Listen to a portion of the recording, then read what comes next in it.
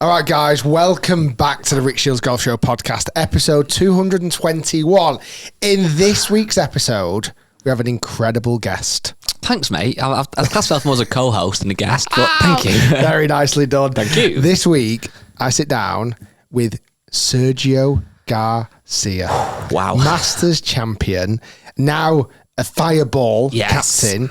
This was actually recorded at the end of last year. This was before John Rahm had even moved to LIV. So we don't even discuss it in this podcast. However, we do dive into lots of juicy topics, including his desire and will still to be a Ryder Cup player and a Ryder Cup captain. Yes. Also, how desperate, and I mean desperate, he is to win the Open Championship. And he will do everything in his power to play in every single Open Championship for the rest of his life. And then, even more important than the Open Championship, this Friday, 4 p.m. UK time, Sergio Garcia, Rick Shiels. Rick starts 10 under par. Sergio starts level par. Who wins? Who's a man? Who's a mice? We will find out on Friday. 4 p.m. Do not miss it. I might be watching it behind the sofa. Anyway, more exciting news as well. This podcast today is sponsored by Marriott Bonvoy because we're doing something exciting with Marriott Bonvoy, or I am. I can't wait to be able to play with some Marriott Bonvoy members. Well, speaking of how you felt when you teed it up with the famous Sergio Garcia, the Masters champion, a handful, a number of lucky Marriott Bonvoy members, they can have that same first tee experience where, although they won't be teeing up with a Masters champion and a Ryder Cup legend and a captain of the Fireballs, they will be teeing up with Rick Shiels at Marriott Bonvoy Park, who one shot 77 on preferred lies. There we go. Yes. Take that. So it is going to be exciting. There is some terms and conditions. I want you, every single one of you, get involved. Obviously, there's Marriott's around the world, but Marriott Bonvoy is a travel program of Marriott International. It encompasses an extraordinary portfolio of over 30 brands. Membership is free, Rick, and full of unlimited travel possibilities. And all members get immediate access to members' rates, mobile service through Marriott Bonvoy mobile app, and free Wi-Fi. Everybody needs free Wi-Fi, guys. You do, because you've got a good thumb for scrolling. Would you agree? Nicely saved. The more you stay, the better the benefits get. For example, bonus points, late checkout, always a winner for you, Rick, after a bit of a few Guinnesses. Although maybe not so much anymore. Now you're in the gym instead. I need late checkout because I've been in the gym too long. Okay, this is maybe more for you then. A room upgrade. You like a bit of a room upgrade. Welcome gifts and much, much more. And members can earn points for stays at hotels, resorts, premium home rentals, tours and activities, and even on dining, spa and golf. Everyone loves golf. In particular, in participating hotels without a stay, as well as through everyday purchases with co-branded credit card, Marriott Bonvoy American Express card. Members can redeem their points for experiences, including future stays, Marriott Bonvoy moments, and shop with points and so much more. I'm a fan of Marriott Bonvoy Park. Would you say it was our it's one of our homes, isn't it? It's our home away from home. It's certainly where we filmed a huge bunch of our incredible videos there, from such videos as Straightest Golf Ball, Illegal Straightest Golf Ball, to Tall Paul, the world's tallest guy. I want to get Paul back on the channel again soon. I like Paul. And many other incredible videos. And again, this is a chance to play with me at Marriott Bonvoy Park. Now, all you need is one Marriott Bonvoy point. One? Just one? That's it. Wow. That is it. To play golf with you. That's it. Any pressure on you, by the way, in this situation? A little bit. I do feel, I get nervous anyway. But to be able to play with real humans who watch the channel, who are like, Rick, we expect so much from you. You know what, though?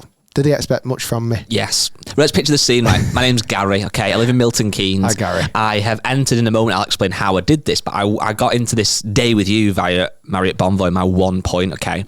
And I booked the day off work to get there. So I rang my boss. Hi, Nigel. I can't come in tomorrow. I'm going to playing golf with Rick Shiels. Gary, enjoy it, mate. It's a once-in-a-lifetime opportunity. Thank you. How much did it cost you? 1 point, 1 Marriott Bonvoy point. Wow. And also, Nigel, I'm actually going to be playing at a golf course I wanted to play for so long. I am playing at the Marriott Worsley Park. So Nigel gives me his blessing. I get there on the first tee, I meet you, Rick, we shake hands. I'm excited. Nice to see you. What tee shot do you hit, Rick Shiels, on that first tee in front of me? I've pretty much got a track history of just pulling it left into the rough. Correct. Because it's the perfect place to hit it. Yeah. There's no point in it in the fairway. What's the point? No. It's too hard. You got bunkers down the right. You got that bush that's practically OB down the right. Just pump it down the left and just let it go. Yeah. If you are already a member, I'm sure you already have 1 point. But if you are not a member, no worries, because you can join Marriott Bonvoy for 3 through the link in the description of this podcast and the video podcast. Earning 1 Marriott Bonvoy point is easy. Even if you do not travel in the UK and selected other markets, you can earn points on a coffee. Wow. Or a great meal, or participating hotels, even on spa treatments and golf, as I mentioned earlier. Once you have your point, be ready. On the 7th of March at 4 p.m. GMT, the package drops on Marriott Bonvoy Moments platform. There's 10 packages available for 1 point and a few more auctions afterwards. Wow. This is going to be 10 people, Rick. I'm actually getting more nervous. There's going to be 10 Gary stood there on the first tee waiting for you.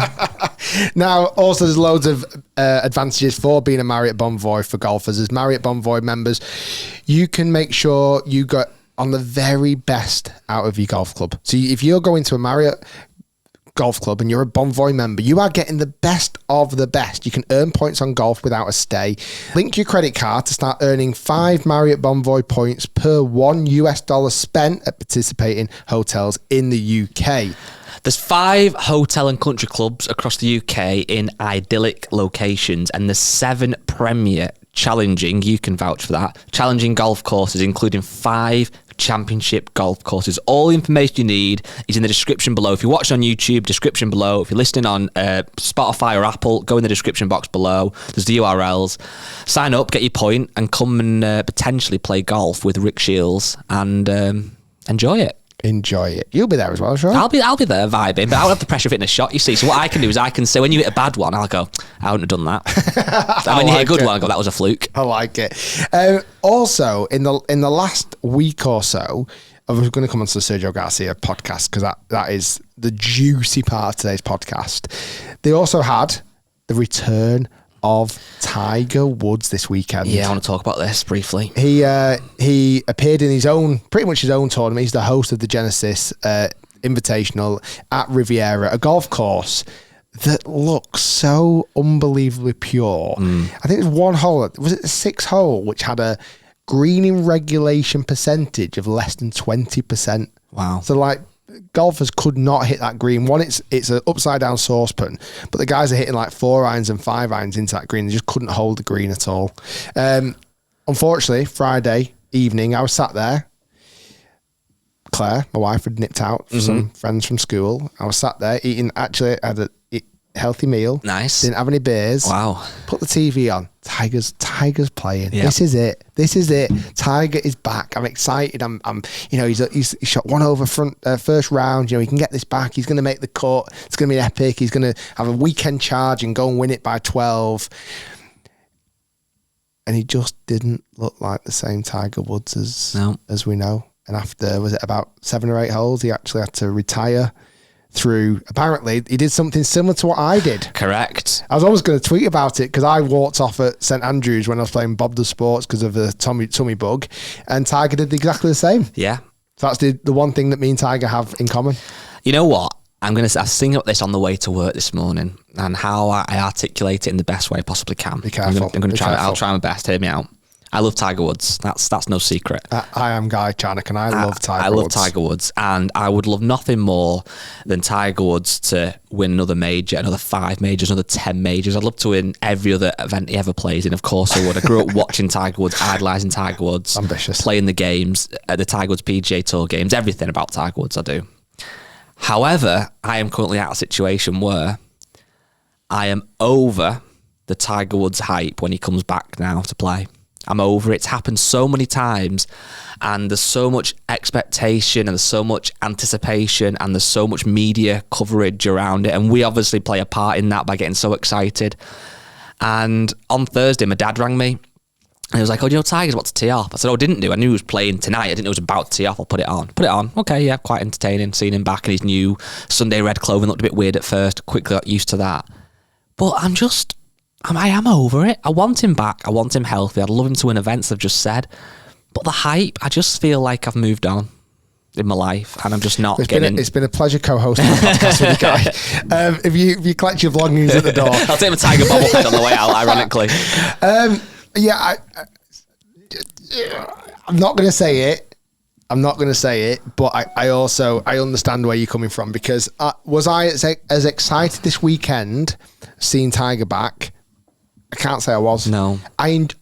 Why did I turn the TV on Friday when, obviously the tournament was on? It was because of Tiger Woods.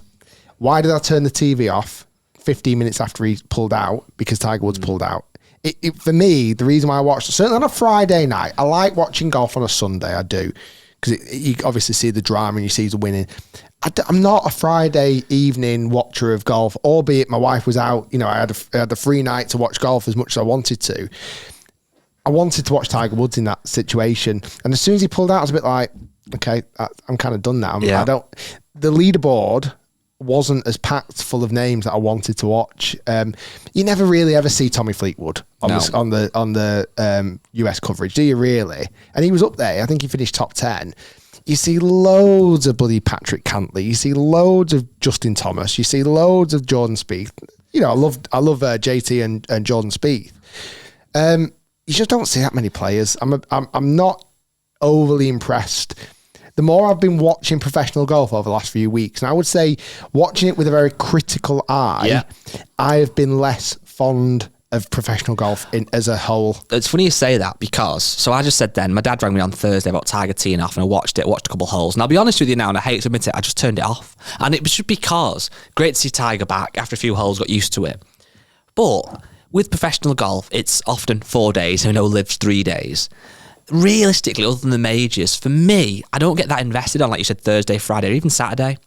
So I thought of a new way of professional golf could be run. Hear me out. It's not that revolutionary, but I think it'd make it so much more exciting for me personally. You might agree, Rick, you might disagree, and people at home may agree or disagree. So, to give every round a purpose, let's take professional golf down from 4 rounds, not even 3 rounds like LIV, let's take it to 2 rounds. Have 18 holes, then there's a cut. So there's a reason to watch that first day, because every single shot matters, and your favourite player might not make the cut. That's on Saturday. It goes from, let's say, 100 in the tournament or whatever to then down to like 50, so it halves the field. Then, Sunday is the final day, so you have to be watching to see who wins. But what we could then do, a bit like the F1 does, is televise a Friday practice round. So you're still getting 3 days of golf on TV. The Friday practice round, let's mic them up, let them hit multiple balls if they want to, and test out the greens and get us watch that. Maybe we could learn some stuff. Maybe the players might be open to on-course interviews, walking on the fairway a bit more, or even almost over the ball. Go, right, what are you doing here, Tiger? Right, I'm going to hit this 7-iron bump and runs, test how fast the greens are. They may not want to get involved, they may do. But you can kind of watch that very much as chilling, feet up. It's on in the background, dipping in and out. And then Saturday comes, bang, you've got 18 holes, every shot matters. And then Sunday, bang, it's the final day. Yeah, I like that. I'd tweak it just Go on, let's hear your tweak. Because the one thing that you would struggle there with is ticket sales on site. Yeah. Because if you're reducing it down from 4 days to effectively 2, I would actually go a little bit earlier than that. So still have maybe a Wednesday as a bit of a pro-am. Okay, yeah. It's not televised. People can go and spectate if they want. It's a nice little money maker. Get your autographs. You get your autographs. It's also good for sponsors, etc. So that's your Wednesday. Yeah. Your Thursday becomes that practice round. Okay. You're right. Why would I want to watch on Thursday? I'd want to watch Rory McIlroy on the side of a green talking me through how he plays a shot like that. Yeah. And, I think who does a really good job of that? George, God, his surname slips my mind now. From the RNA? The South African, not South African, New Zealand. Is he from New Zealand? He's from New Zealand, I think. Harper. Yes. George Harper does a brilliant job at that, the Open. Mm-hmm, correct. And do you remember that time when he's like going into Rory and saying, if you hold this putt, I'll give you 20 quid? I do. Get someone like a George Harper and a few others on the ground interviewing these players, these kind of cheeky, chappy presenters who do a really good job at getting these information out of these players. That's your Thursday. And I would genuinely want to watch that. And you'd get so many short clips from that as well. Wouldn't you? The little 3-minute clips, etc. So we've agreed on that Wednesday's a Pro-Am day, Thursday is this day, so that's the casual day. What's then Then and I'm going with your approach on Saturday, Sunday. Yeah, got no problem with that at all. Saturday is your almost every shot matters, and if you don't make the cut, you're out. You're gone home. The other guarantee there, at least a Saturday, you're guaranteed to see all the best players. So you take little Jimmy his day off school, obviously on a Saturday, goes to the event with his dad and his mum and his dad or whatever. He sees his favourite players. Guaranteed, he's going to see everyone. Which again, the advantage that LIV's got. Sunday, you need a winner. I don't mind that at all. Yeah. Friday, what I'd actually quite like to see. Still a bit of competitive, but like a 2-man tournament. Like almost every time. 2 against 2. 2 against 2. And you can have little cash games in the 4 balls. Mm-hmm. But like, mic them all up. And it might only be 10 groups. It doesn't have to be a lot of groups. But you could have this kind of like 2 versus 2 format. You could have a running tally. You could almost have a round robin for the rest of the year where, you know, it might be JT and Tiger Woods are the pair. They always pair with each other. Next week, they're playing against Jordan Spieth and Hideki Matsuyama, and whoever wins that earns points, and there's a bit of a cash game. Yeah. You know, and Marriott Bonvoy points. Marriott Bonvoy point, nice. 1 each. We can have a chance to play with me at Marriott Worsley Park.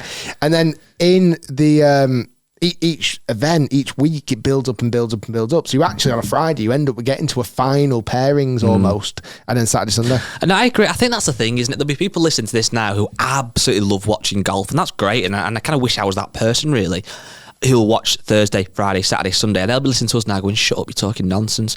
But I've said this before, and I'll say it again. I do feel guilty as a golfer that the golf is on a Thursday night. Tiger Woods, my childhood hero, is playing, and I'm still not engrossed because it doesn't feel that important. I'm going to say something. I think it's going to get me in some sticky water. Is that what I'm saying? Hot water, I think. Hot water. Sticky hot water. Sticky hot water. Go on. I slightly missed LIV this weekend. Wow. Just slightly. Have you become a fireball? Is that what it is? You know what it is? Wow. I'm starting to realise, like, I don't know what it is, actually. I'm saying I know what it is. But this weekend, because I only had one choice, I only had to watch the PGA Tour. Yeah. As my only real one choice. I quite liked that other alternative choice if I wanted to. Do you know what I mean? Okay. Like if someone said to you, every Saturday you can have a Chinese, you'd be like, kind of sick. If someone says, was a Chinese or an Indian on the restaurant? You could swap it a little bit. Which one do you fancy? Yeah. And this weekend I was like, I'd like a choice. I don't know if I would have made a different choice, but I'd have liked a choice, which really surprised me. Wow. Really surprised me. And I want to share that with the group. I want to share that with everybody. Wow. And this isn't just because with the fact we've got a LIV player on the podcast today. That is genuinely how I felt this weekend. Anyway, without further ado. Yep. Obviously, shout out to Hideki Matsuyama for shooting 62 and winning at Riviera. It was ridiculous.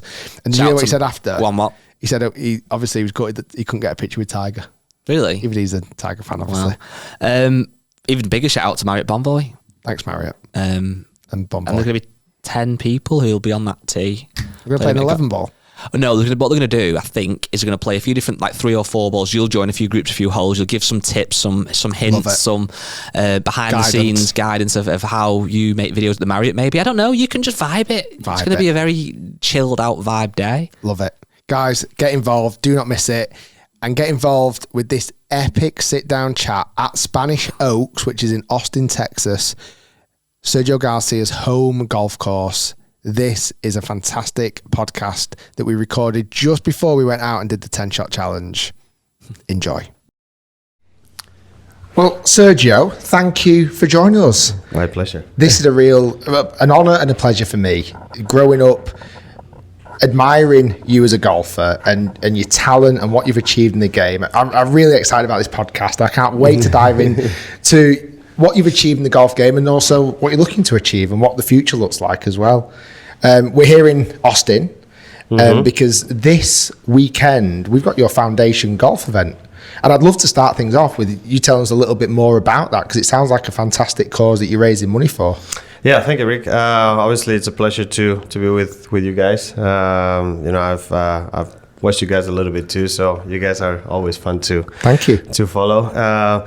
Yes, we're here in Austin, where I live now with my wife and our 2 kids here at Spanish Oaks, one of the clubs where I'm a member. And Yes, like you said, this weekend we have our big charity event, for Kids ATX is called. So we try to raise as much money for kids and community, and we did it last year. It was our first year here in Austin, and it went great.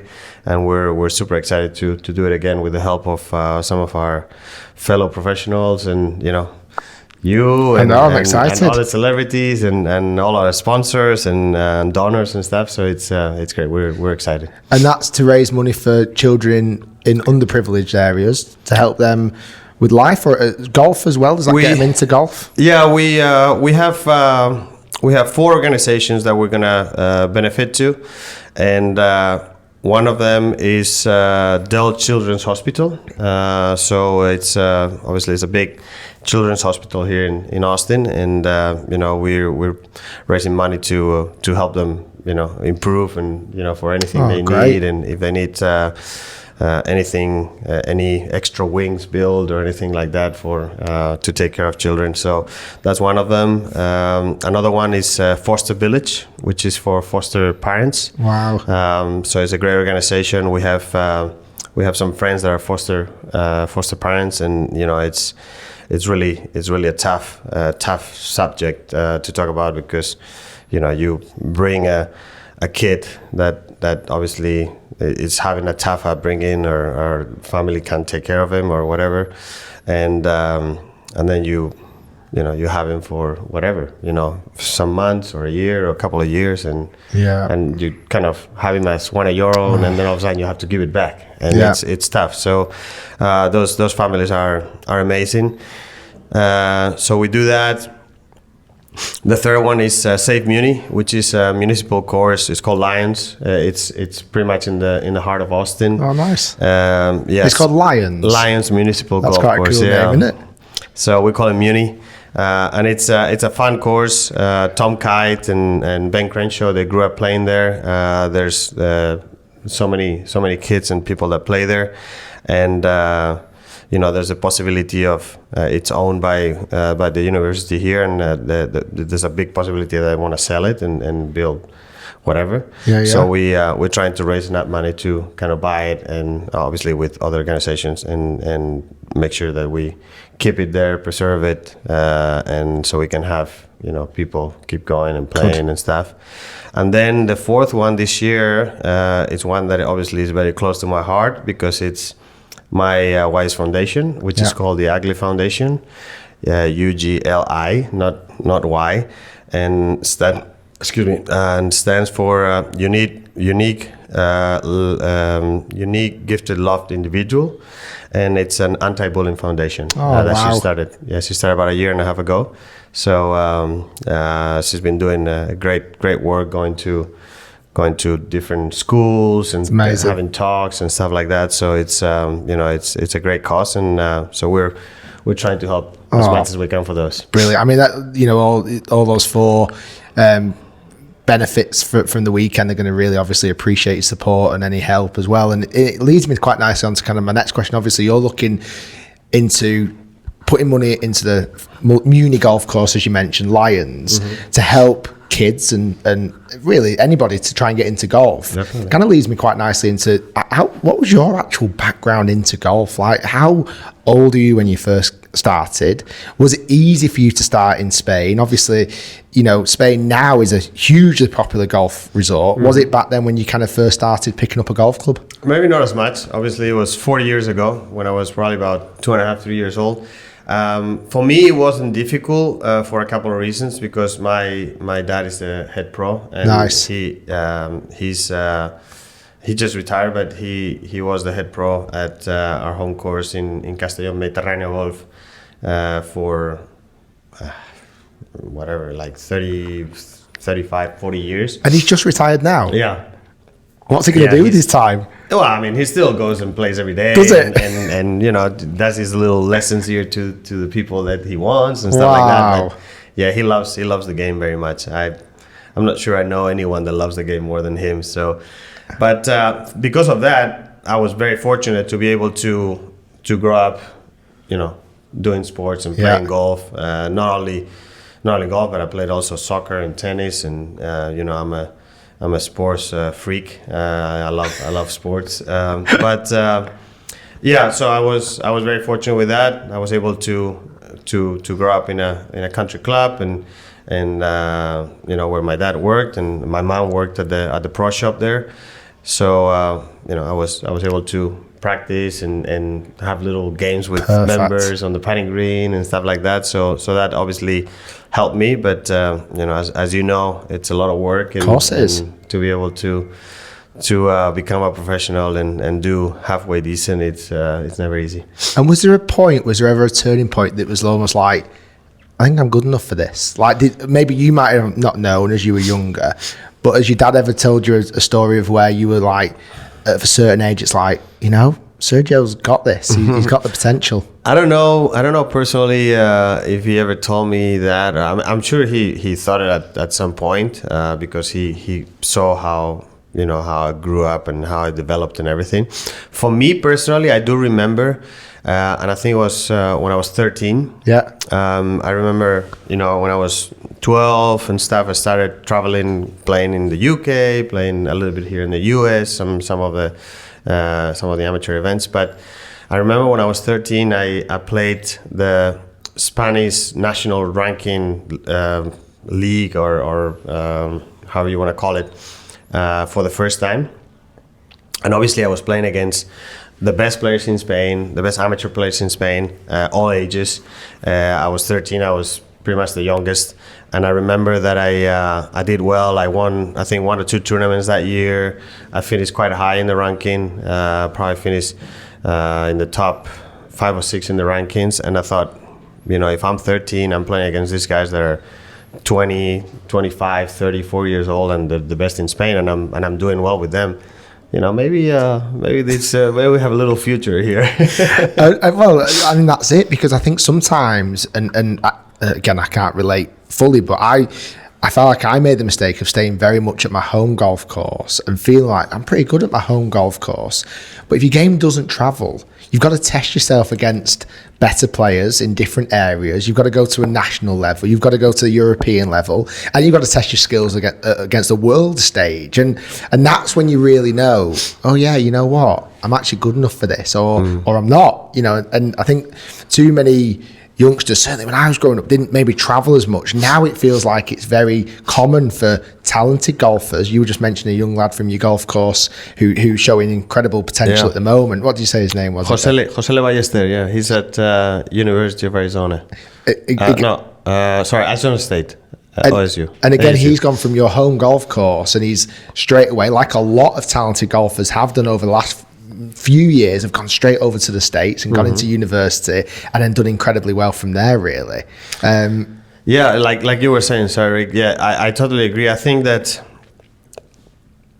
it's very easy to get comfortable, with it in your home course, and obviously, yes, you play it all the time, so you're very comfortable. You know exactly what you want to do, and it seems like it's easy to do what you want to do, but yeah, when you start traveling and playing, getting on courses, different courses, and in situations that are maybe not as comfortable, not only as a golfer, but I think as a person, it helps you grow a lot. To meet new people and kind of open up. And for me, I was studying English and I had like a private teacher and stuff, but to come out and go to the UK and come to the US and try to speak in English and stuff like that, it's you have to, it takes a lot of confidence to be able to do that, and I know that you're gonna make mistakes when you talk, and I actually have a couple of funny stories about that we can go along. We can get into them later. What way your language stopped you maybe from saying what you wanted to say? No, where I was saying something in English that I thought I was saying it right and I was saying it wrong, but all those things definitely help you grow both as a player but also as a person. It's funny because real hardcore listeners of the podcast will know, even though English is still my only language that I speak, I still mess words up and I still get sayings wrong, and I still don't know if I fully know the language fully. With obviously growing up in Spain, and you had I'm guessing, natural heroes in Seve and Olazabal. Mm-hmm. When did they kind of get introduced to your life? And do you remember those moments, those kind of key points where you got to meet, I'm guessing at that age, kind of heroes for you? Yes, I briefly remember meeting Seve. I think it was in El Saler in Valencia. They were playing a Spanish Open, and I remember meeting him. I think I was probably, I want to say 85 or 86, something like that. So I was 5 or 6 years old. Oh wow, so really young. Yeah. So my dad knew Seve. Obviously my dad came as a caddy from Madrid, and they obviously knew each other as caddies and stuff. So I remember meeting him, meeting Bernard Langer. I remember that they played a little soccer game at there. They have a nice pitch there, and you know, I have a couple of pictures with me being very, very little, very young, and you know, them wearing like. And they were playing soccer. Yeah, like soccer shorts and stuff like that. So a little Germany versus Spain match. I don't know. I can't remember what the. I'm sure it was a big mix of players, but that was my first time meeting Seve. And then I, you know, I obviously got to see him a little bit farther down the road as an amateur, playing in Santander, in Pedreña, and then I remember 95, 96, me as an amateur and him kind of getting towards the end of his career. We played. We played a couple rounds at the British Open in Royal St. Anne's in 96, Spanish Open 95, which was his last victory, if I remember correctly, in Madrid at Club de Campo. So you know, all those, obviously all those That's memories, really cool. and then obviously when I turned pro and Seve's trophies and stuff like that. So did you ever give you any words of wisdom? Was there any, I'm guessing he mentored you or helped you along the way? Was there any real moments he was like, Sergio, this is something you need to know about professional golf?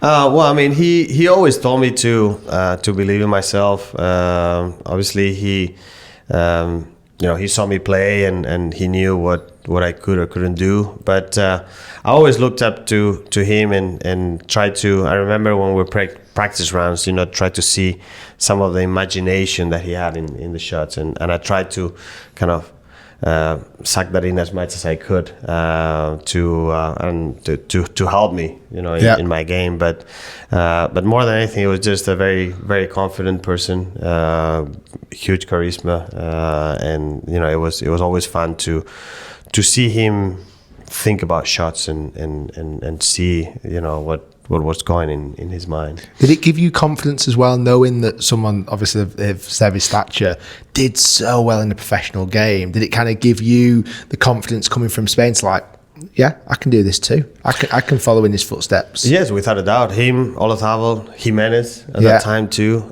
So they were all huge players doing well from Spain, which at that time golf in Spain wasn't as big as it is now. No, it's huge now.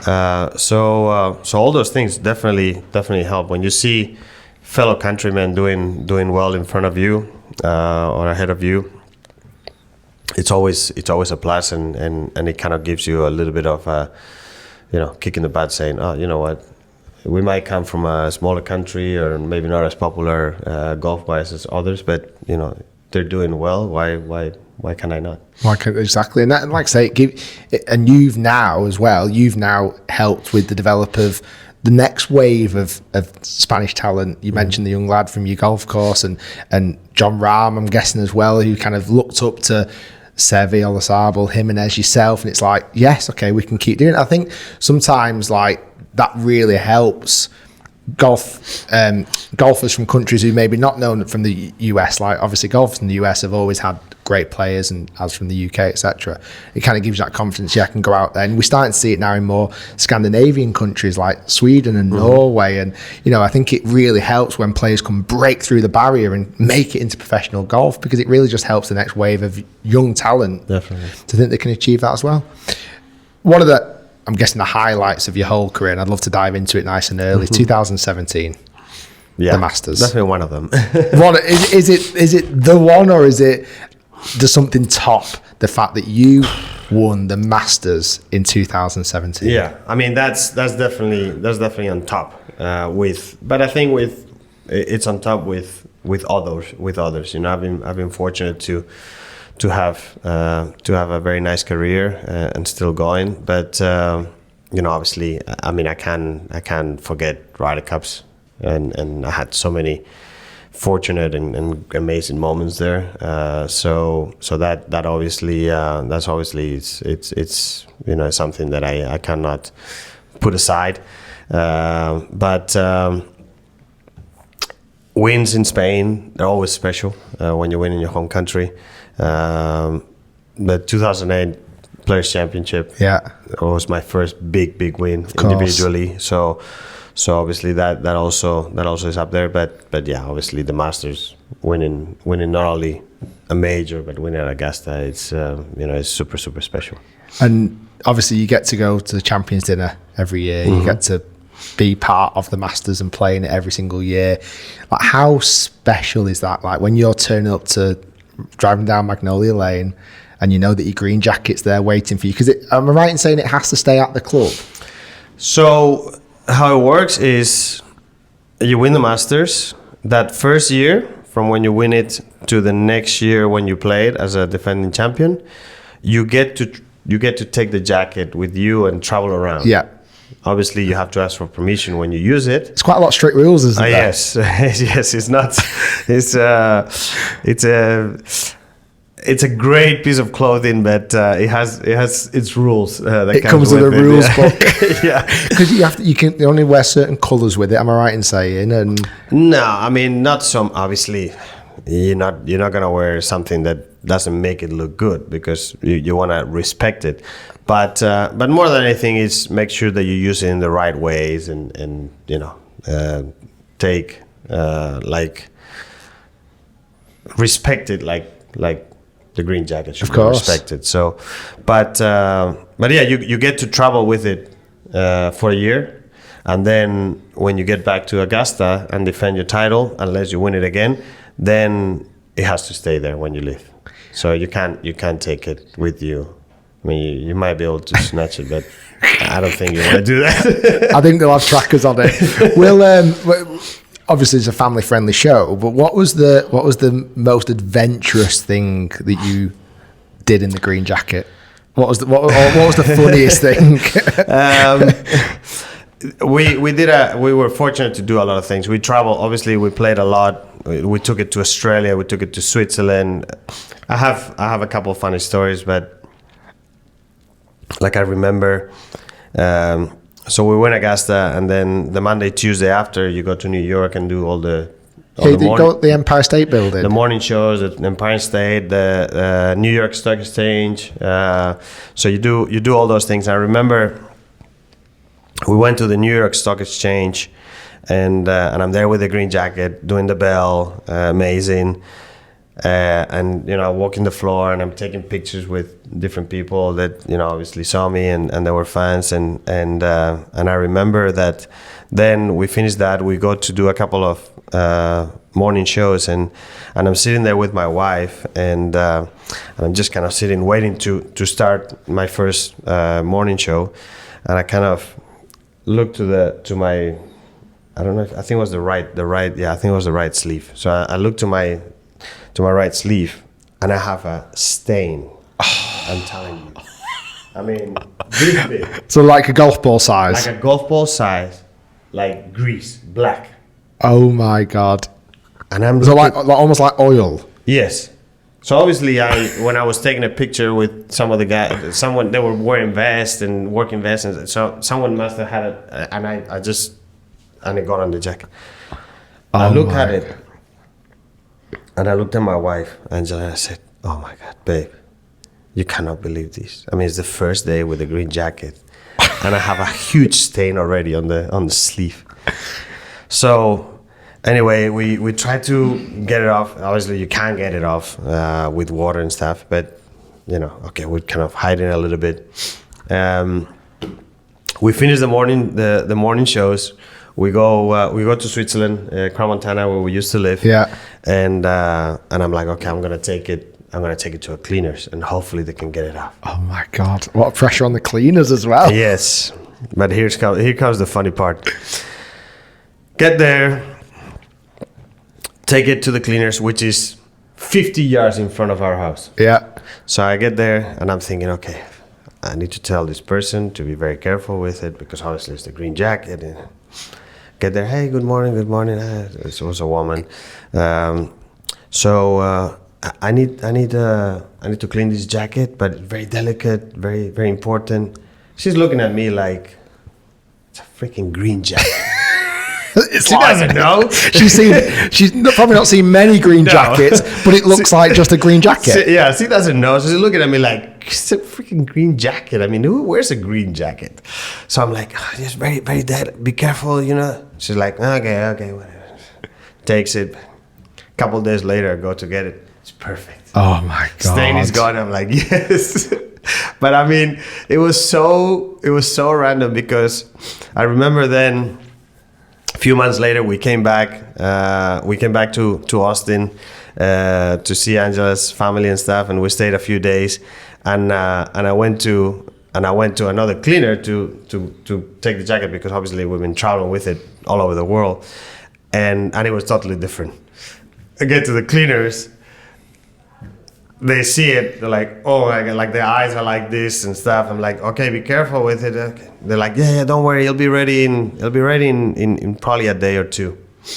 After a day and a half, it's gonna take about 2 or 3 more days. Oh my God. Because they were almost being so delicate. Well, I don't know if that, or they were just enjoying having it. Oh, really? They didn't want to give it away. I bet there's pictures somewhere on someone's WhatsApp group of, I'm wearing Sergio's green jacket. Probably. But it came back fine. And I guess you see the difference between one country and the other.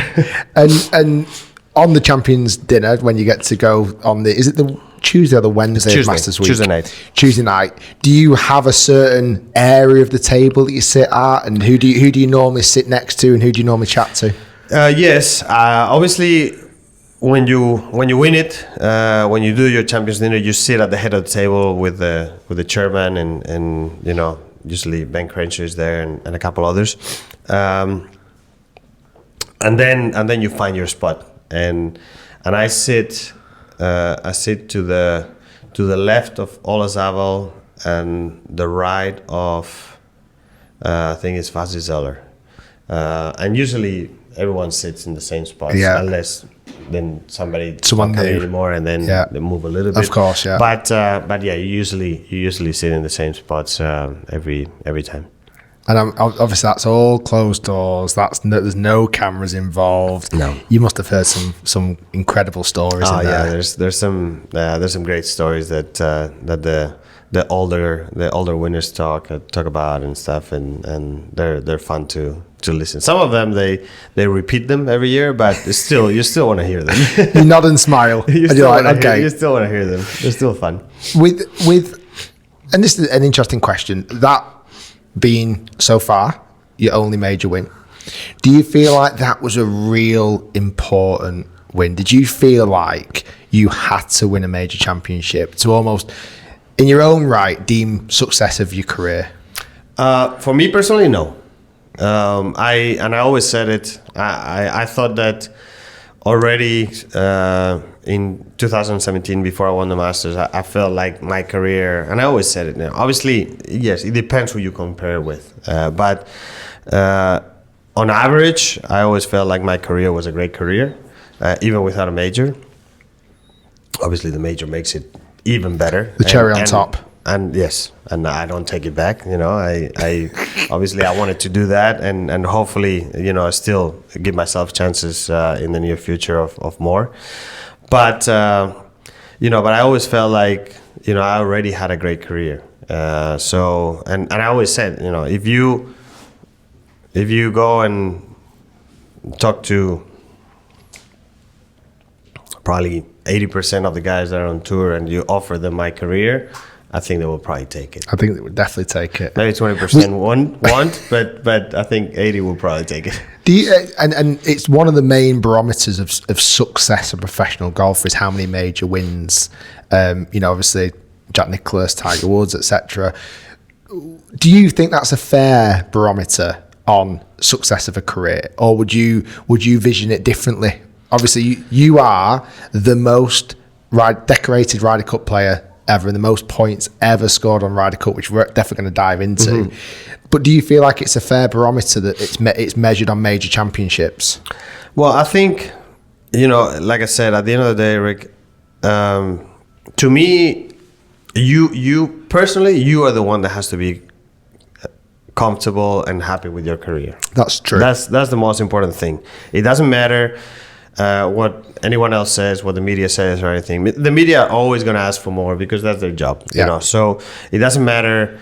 If you haven't won a major, they tell you you've never won a major. If you win a major, they say, well, you've only won one major. If you want to, then if you win 15 majors, then they say, well, I mean, you got Jack Nicklaus at 18. Yeah. So there's always there's always something more. So at the end of the day, for me personally, you have to be happy with your career yourself. That's the most important thing. Then obviously, yes. I mean, like people look and they look at, I think they look at majors, they look at Ryder Cups. I think, PGA Tour wins and stuff like that, they're also important.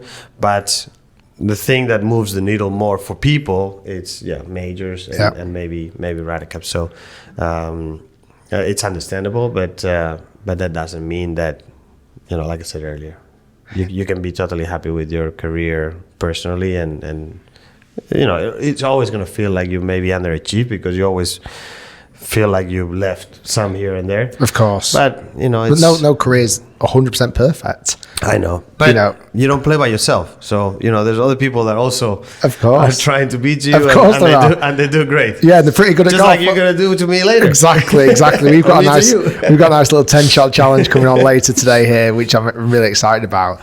But there's obviously a drive and a passion for you to continue to win. We're obviously going to come on to LIV and your career so far on LIV, but also this year, right in saying you were still trying to qualify for the Open Championship. Mm-hmm. Is that something that you're going to continue to try and achieve every single year? Without a doubt.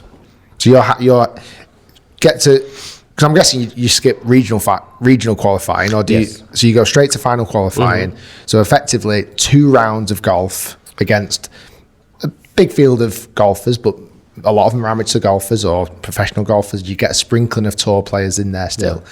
You went out there this year and unfortunately did miss out, but I'm guessing that's something every year you're looking to go final qualifying. Yes, obviously I would love to qualify without having to go to the qualifier, but that's my last resort, and I did it last year for the US Open and made it and played the US Open and for the British Open, for the Open, I was looking good, and unfortunately, just missed out by one spot. But like I said, and people were like, oh, it's so great to see Sergio, going and with everything that he's achieved and everything, going and qualifying, trying to qualify. I'm like,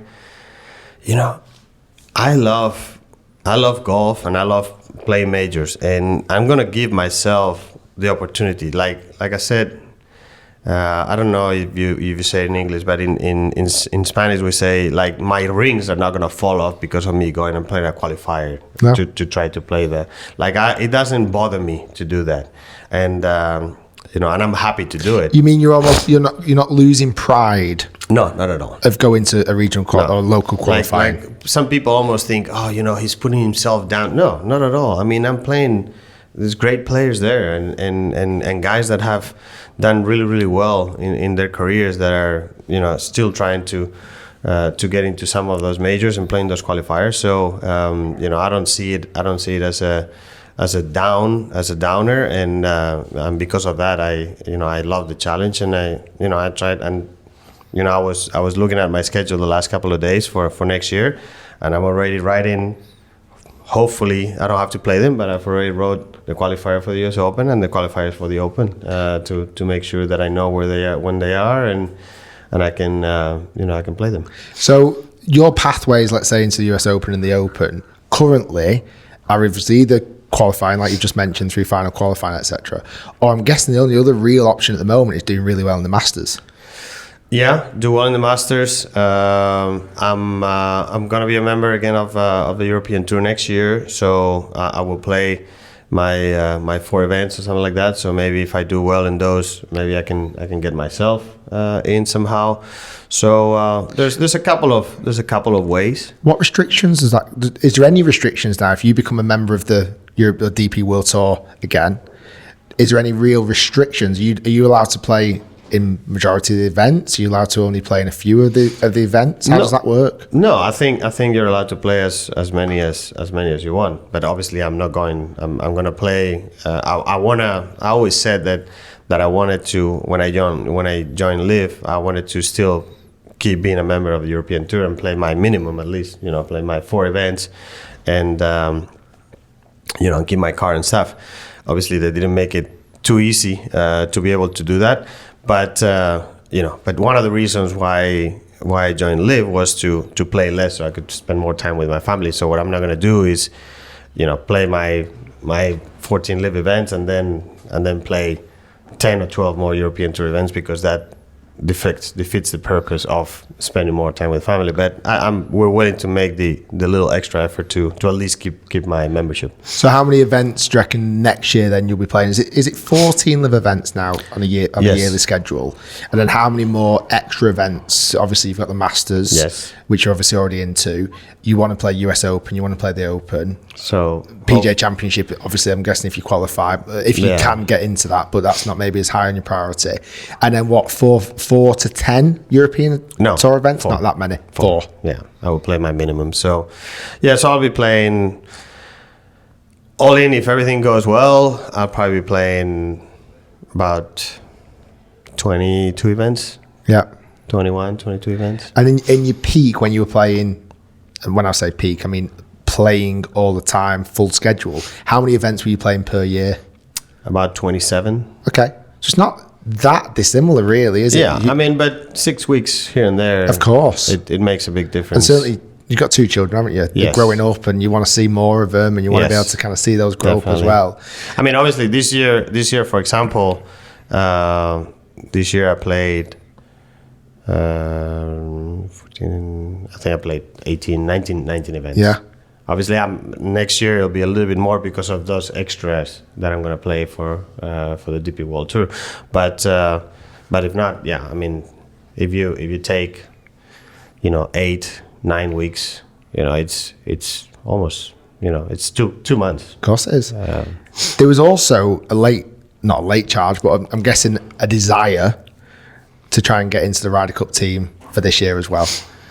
The captain has just been announced for the next. In 2 years, Luke Donald is going to get the captaincy again. Yeah, nice. It's been announced that he's the captain for 2025 again. Nice. Will that still be a priority? Do you think that is now something that if you do obviously really well at the Masters, you do really well at the other major championships, there's no reason why you can't get picked? Because obviously now if you've got a European Tour membership and you've got your 4 events, you are eligible, right? Yes. Yeah, I want to give myself the best possibility for it. Then obviously, yes, only playing a handful of events, it's not easy to make it unless you do super well.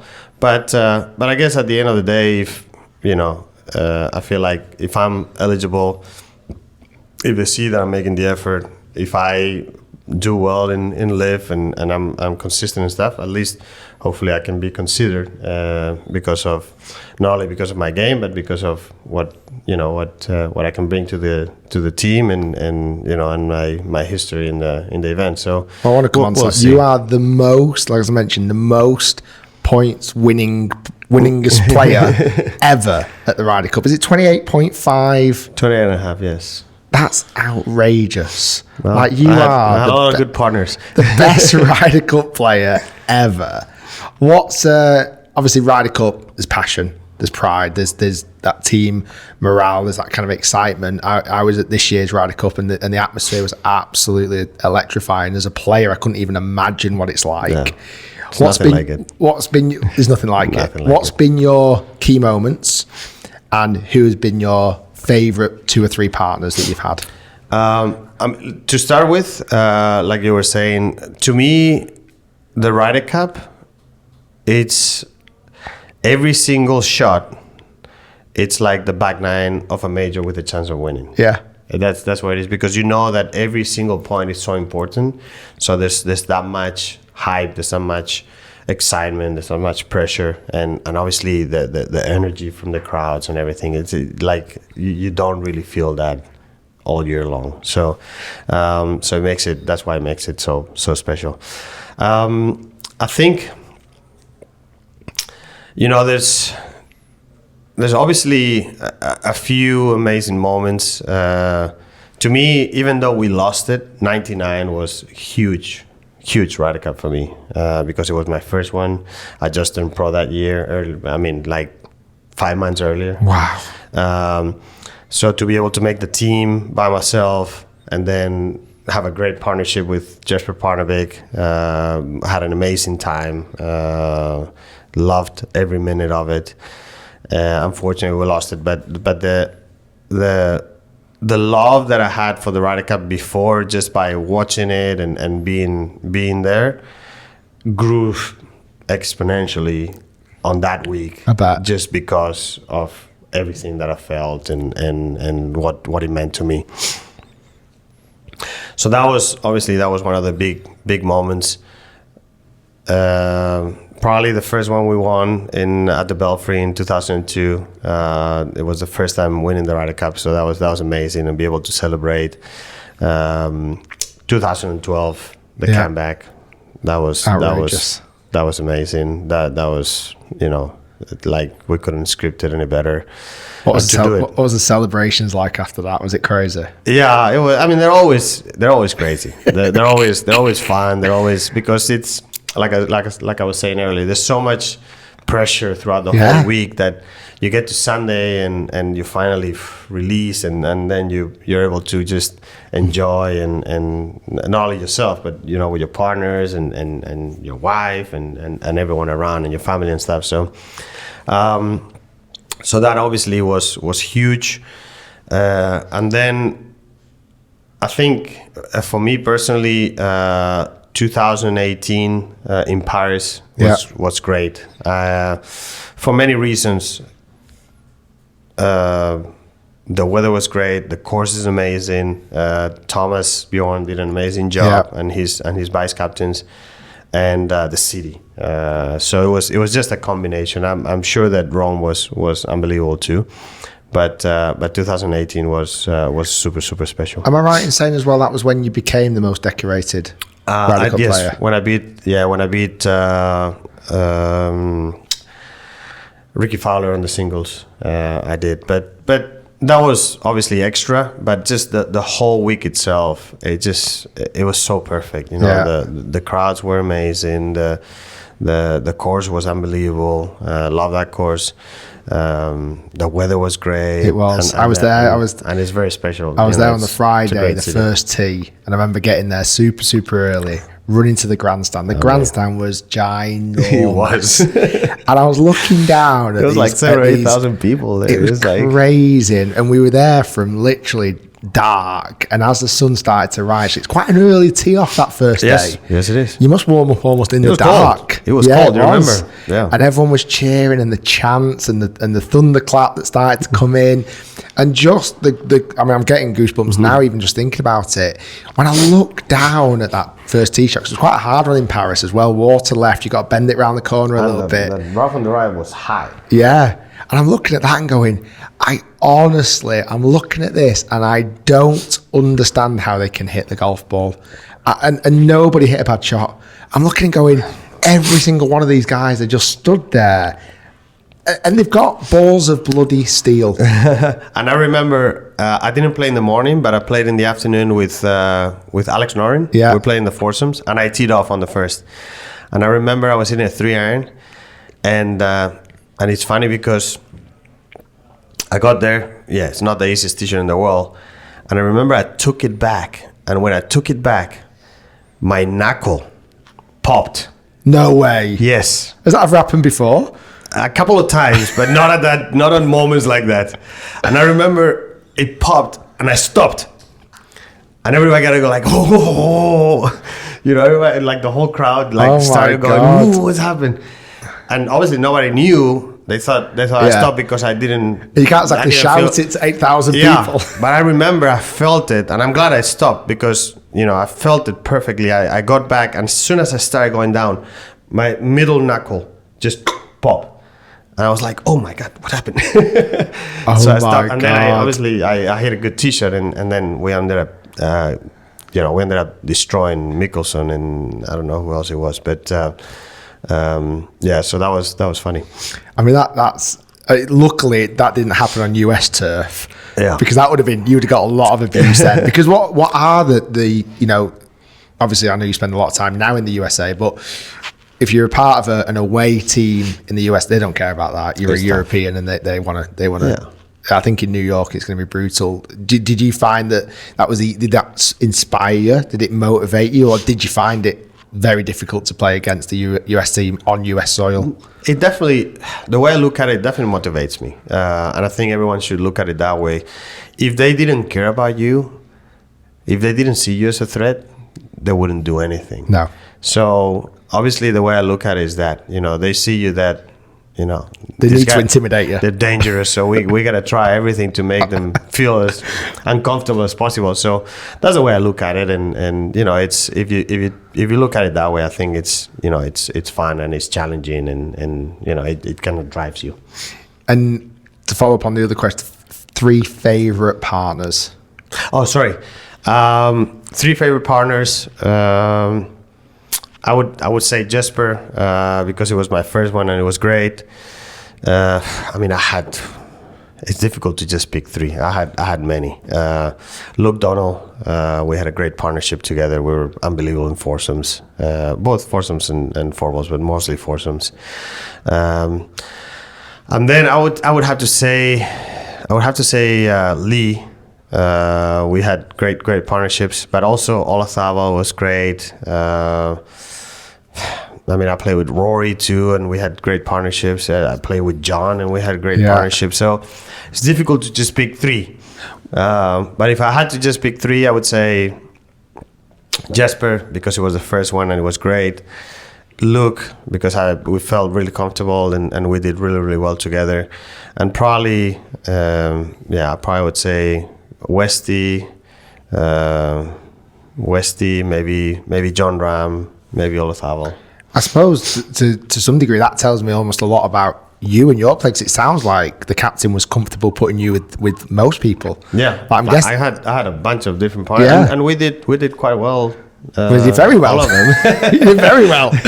And I suppose that kind of shows strength in your game, that you can almost adapt to any of these golfers. It doesn't matter if you're playing with a John Rahm, who's a very different character to a Luke Donald. Mm-hmm. You know, you're obviously a very good team player in that scenario where you and your partner get the best results anyway.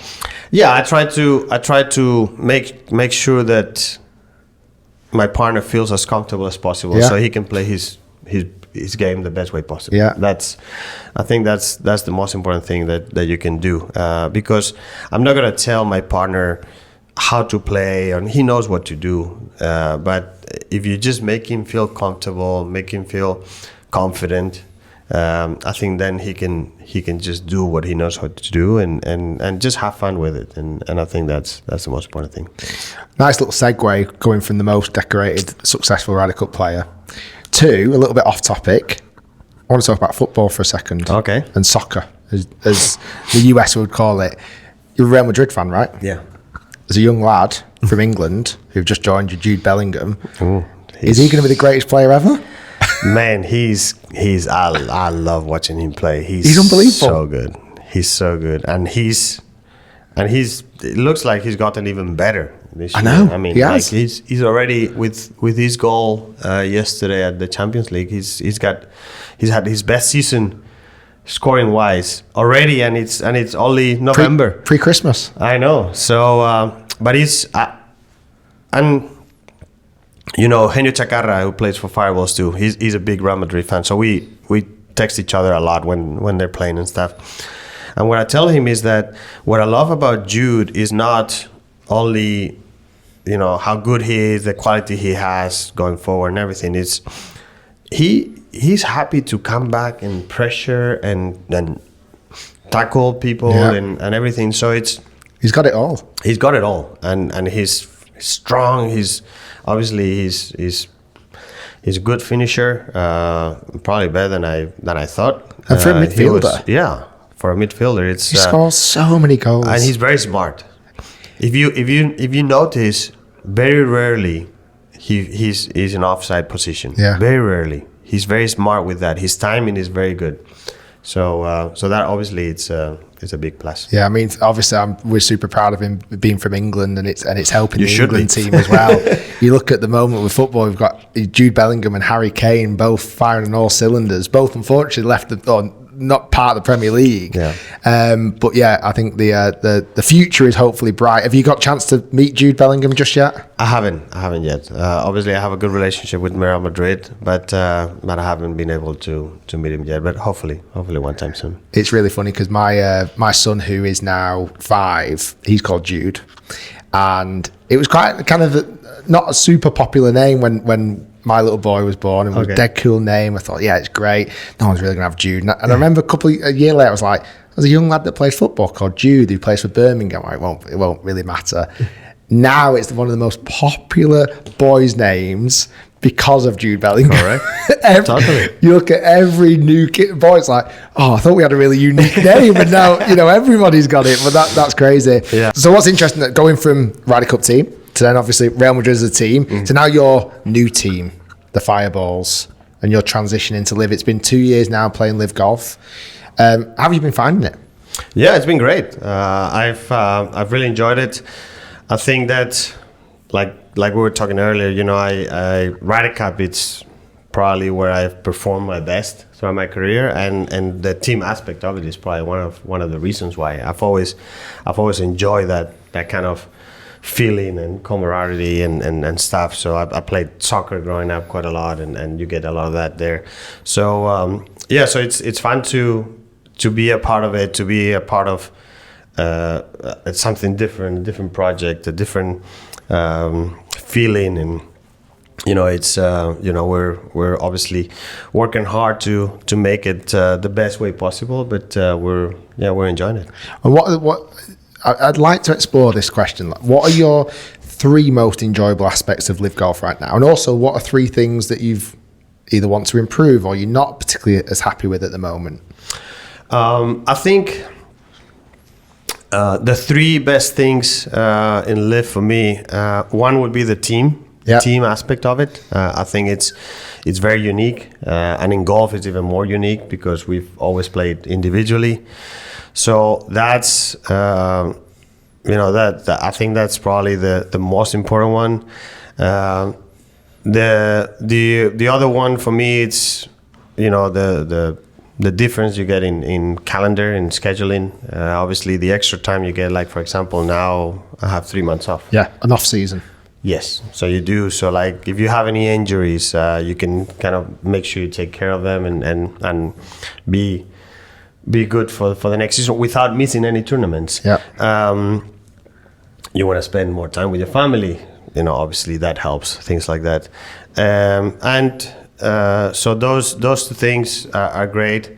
Obviously, I'm not naive, so obviously we play for a lot of money, so that also helps not only me, but it helps my family, it helps probably my children, it helps probably my children's children. So you gotta look at all those things too, and it's a project. It's a new project, and it's exciting, and it's it's the feeling within all of us. It's a lot different than the PGA Tour or the European Tour is, and I'm not saying that that was bad, because I had a great career in them, and I'm very thankful for everything that I was able to achieve because of the opportunities they gave me.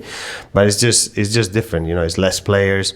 It feels like it's more like a big family, or compared to when you have 400 or 500 members. It's a lot tougher to take care of everything, I guess.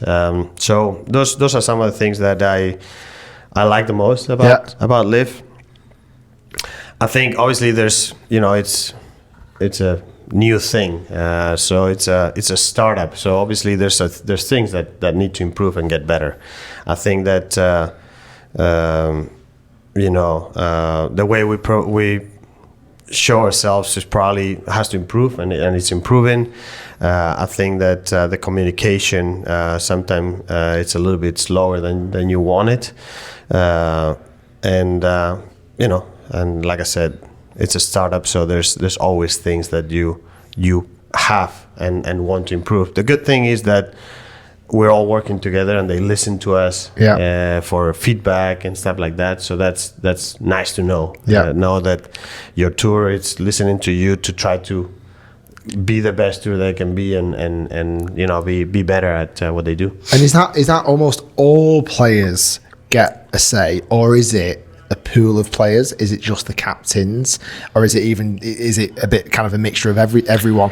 I think it's look, we have a survey that we do after every week. Oh, really? Yes. And they asked us about how was the course, how was the tournament, how do we feel about it, any comments that we want to make, and then obviously they will come to the captains and ask for a few more comments here and there, but they ask all of us that play the tournament for a feedback on that week, and we all give our more sincere feedback because we want the tournaments to be the best possible, not only for us but for the fans and for everyone that is involved. So so that's I think that's nice.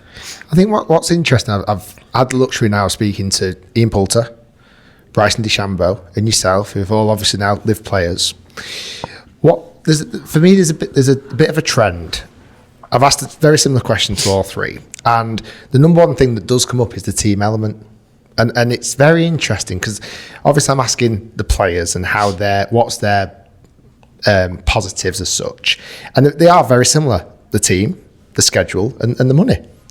And I think where it's quite... They did call me and told me that that's what they say. So. That was very well thought. But what's interesting with that, I think those three elements are the things that maybe the fan isn't quite catching on yet. Because I believe I do actually believe the players enjoy the team element. Mm-hmm. I do, and you see that. I understand that there's four of you, and it feels like you're a bit of a community, and it feels like you've got each other's back. And if you potentially have a bad round, you've got three other players that could potentially boost you up the leaderboard. I see all that, and from the inside it, I get it. From a scheduling standpoint, again, for a player, brilliant. Certainly, if you've played busy schedules, to be able to play, you could only play 14 events. There's quite a lot of LIV players now that do only play 14 events throughout the year. And obviously, the money is obviously hugely beneficial. I totally get that.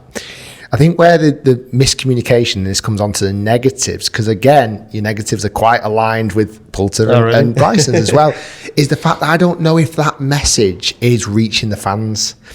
I think the fans, first off, and let's be frank, they're not really that bothered about how much money you're making, really. Yeah. And I've always been on this. I believe that good, talented golfers should make as much money as physically possible, because you're bloody good at the game and you entertain and you provide a great service. and never worried about that. And when you look at Tiger's career and how much he's won, or golfers in the past, it's like, yeah, fair dues. You've deserved that amount of money. I think where the media has definitely twisted this now is it feels like the main focus is all about money. Like, as soon as a team wins or an individual wins, it's plastered $4 million for the winner. It's like, oh, come on, guys. Like, what about the score? Who played it well, or who scored it well?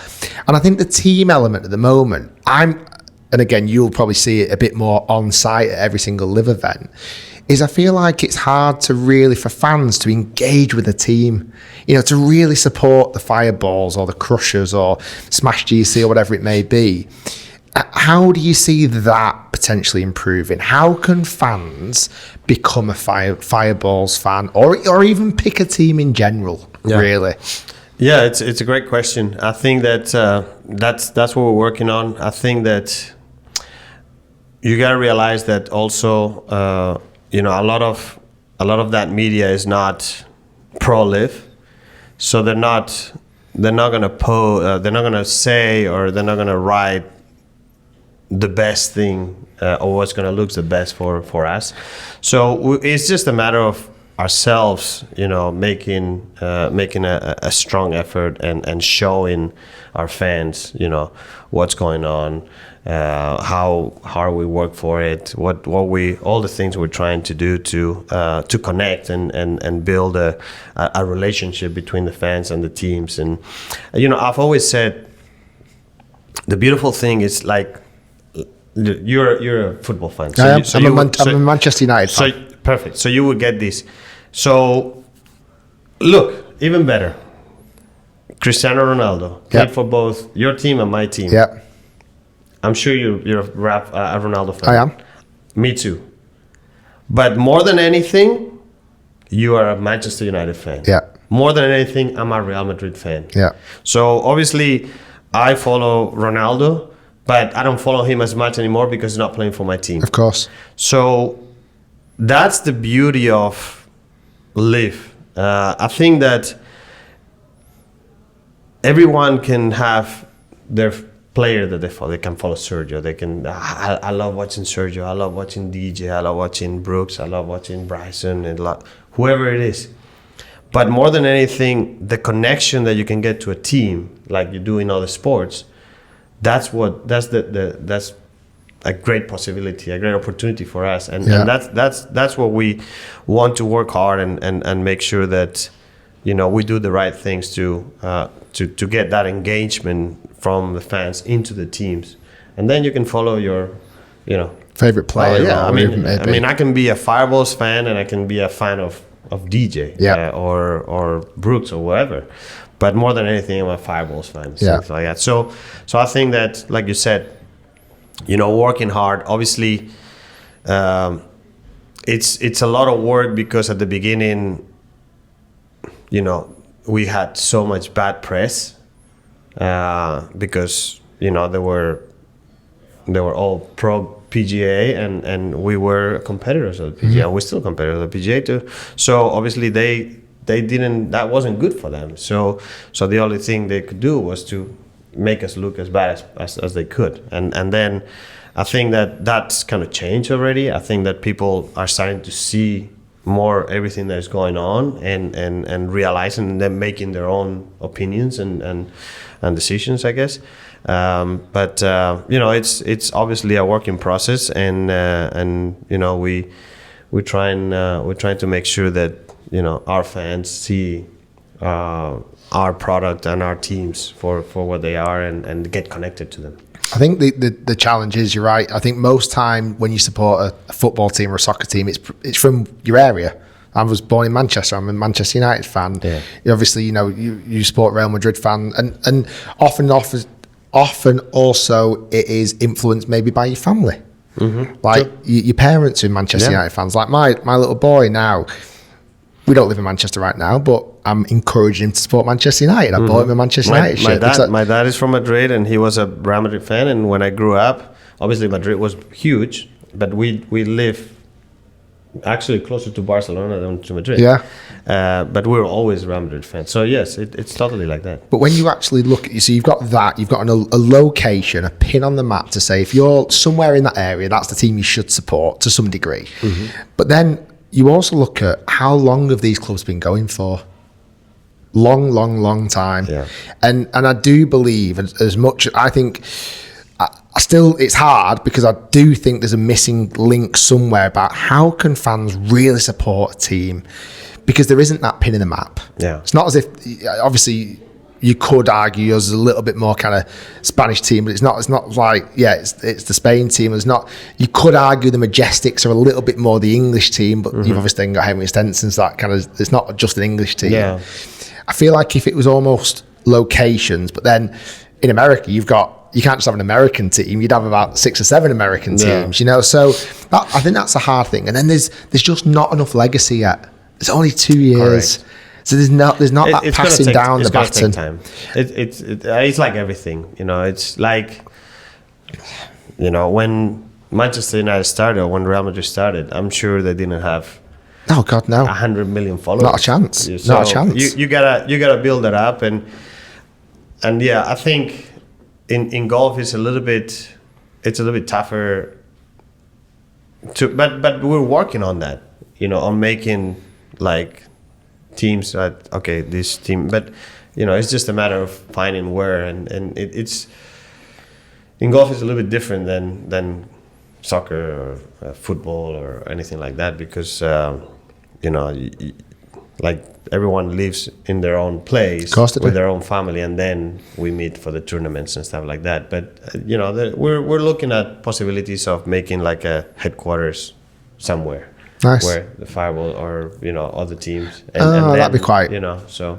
And to be honest, I think things like this, Sergio, you being willing enough today to jump on a podcast and chat. Thank you. And I think people need to see that a little bit. Yeah. And be able to go on the golf course today and shoot a really cool fun video where they'll go, you know what? I love Sergio before. And again, I'm sure this has been the case. There's been a few guys that you might have lost some fans as some other LIV golfers, but then coming out on the video like today, and it's like, oh no, of course I love Sergio. It's bloody Sergio. Do you know what I mean? So I think putting yourself in those situations as well, the LIV players putting themselves out there and being a bit more open and going, okay, come and get to know me again. If you feel like you've lost the connection, let's see if we can make that connection again. How do you feel like professional golf is right now as a whole? Because a lot's changing, isn't it? It really is. You look back at when you first started your career to now, it's a whole different ball game. Do you think professional golf is in a better situation right now? Do you think it is going to get even better, or do you think it's going to not improve? Do you think we're on a bit of a downward spiral? I'd love to hear your take. I think obviously, the game of golf, I think COVID helped a lot. A lot more people got into golf. So that was a nice rise for us. I think that this little bump, I'm going to call this a little bump, because mostly I don't think that having PGA Tour, LIV, European Tour, Asian Tour, all these different tours, that's good. That's good for the game. At the end of the day, the more possibilities, the more engagement that you can bring to people to watch your game. That's always positive. Yeah. The media didn't help because of all the things that they did, and because of that, there were some confrontations among players and stuff like that, and that's a little bit disappointing. I think that now we're starting to go back up again. I think that relationships are better, not only for me personally, but I think for many other players. And I think at the end of the day, that's the most important thing. At the end of the day, what we're trying to do is, obviously, we're trying to play the game that we love, which is golf, make a living on it, but at the same time, just try to help it grow as much as possible. Because with all due respect, Tiger will be gone, I will be gone, Rory will be gone, Westy will be gone, Brooks will be gone. All these guys will be gone at some point, and the game will still be here, and it has to keep going. So we have to keep engaging into those young people. That's the future of our game. Of course it is. And to be totally honest, when it comes down to LIV, I like. One of the things that I like about it is that we have a lot more younger people engaging into it, which is great. I've been to a LIV event. I went to London last year. It is a younger audience. Yeah, it is, and that's there's no way of denying that. We love the oldies, and we need them too. But the future of the game comes from down there, not from up here. And you just see, the events at like Adelaide in Australia.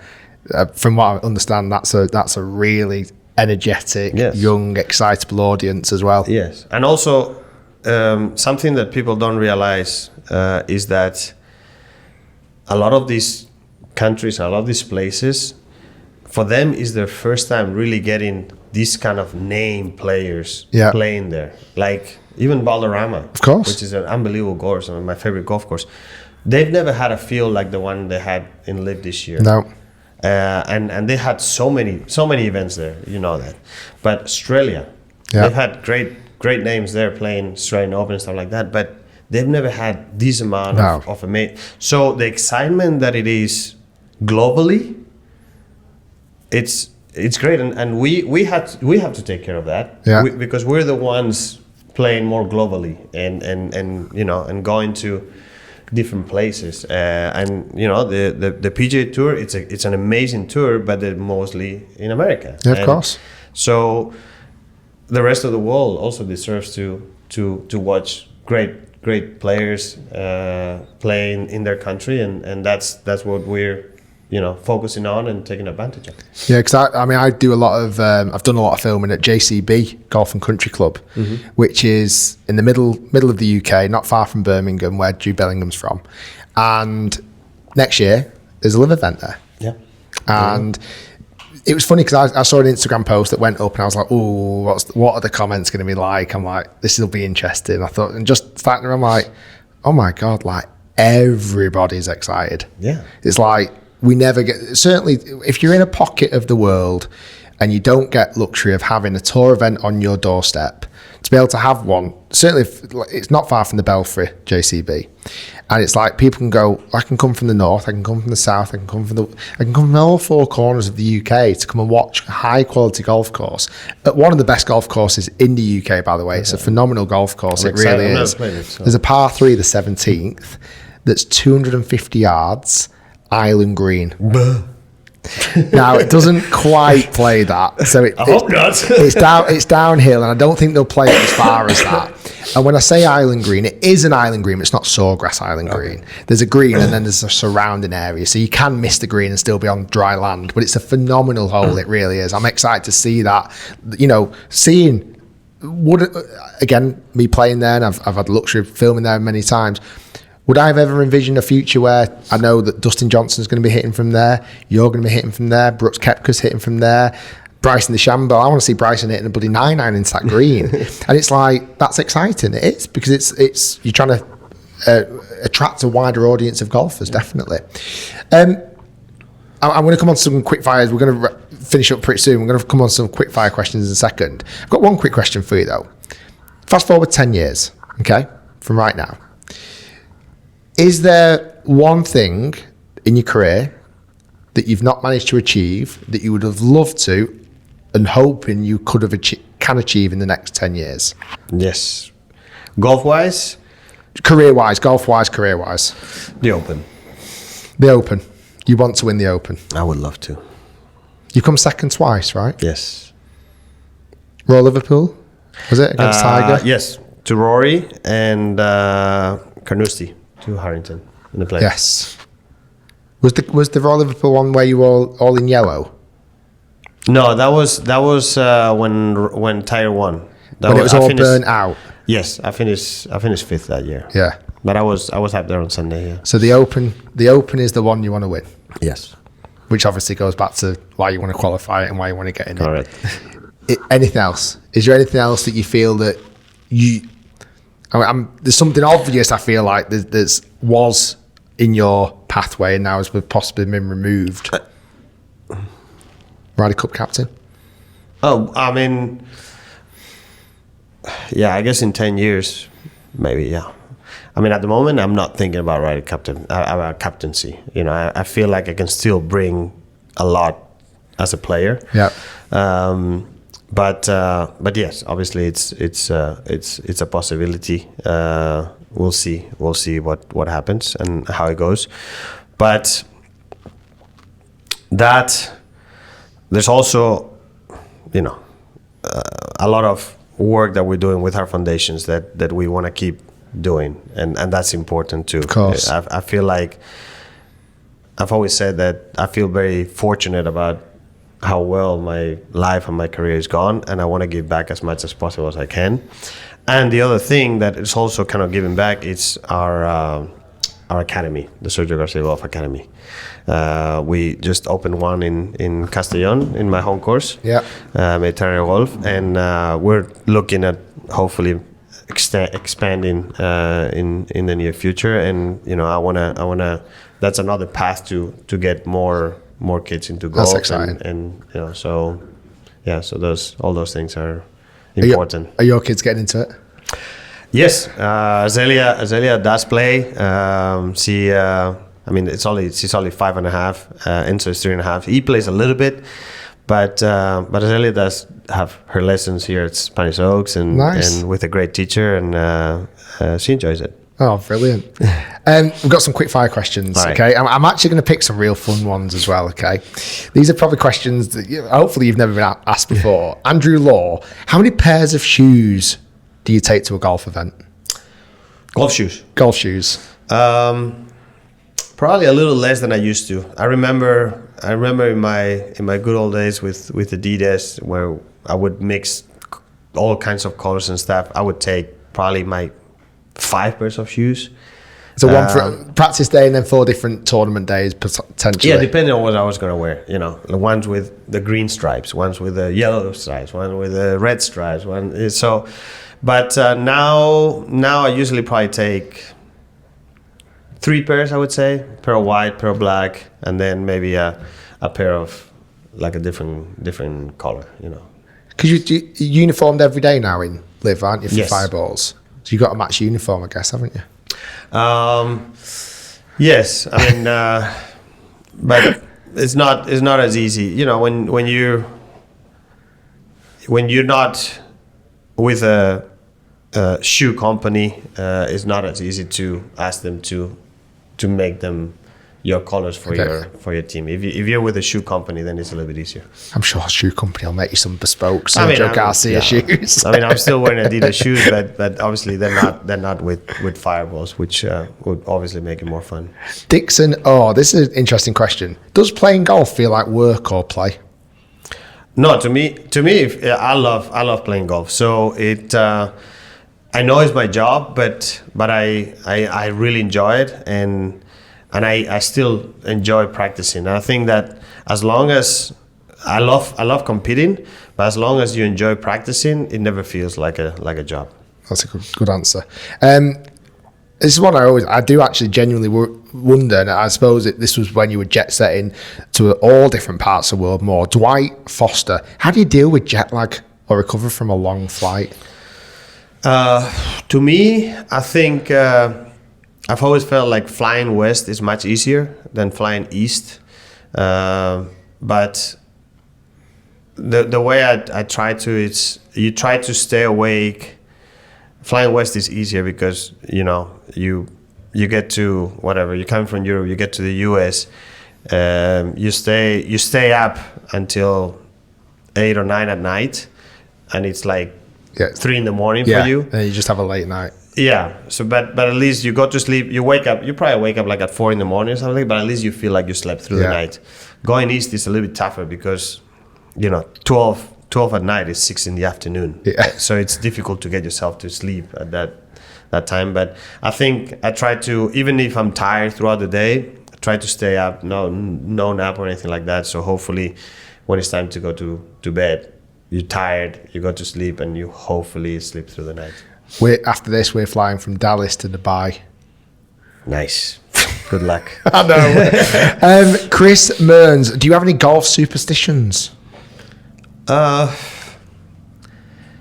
mean, I don't know. I guess you could call it superstition. I like a few things to be a certain way. It makes me feel more comfortable. So I like my clubs to be on the bag, set up in the different pockets, the right clubs in those pockets. That's the way I have it set up. And so if one club is in the wrong pocket, I put it back where it should be. It kind of bothers me a little bit. I don't know if because I'm a little bit OCD or neat or something. And then the other thing is I like all my zippers to be closed. You like all you what to be? My zippers. Oh, really? The zippers, they have to be closed. If they're not closed, I'll close it. I just can't help it.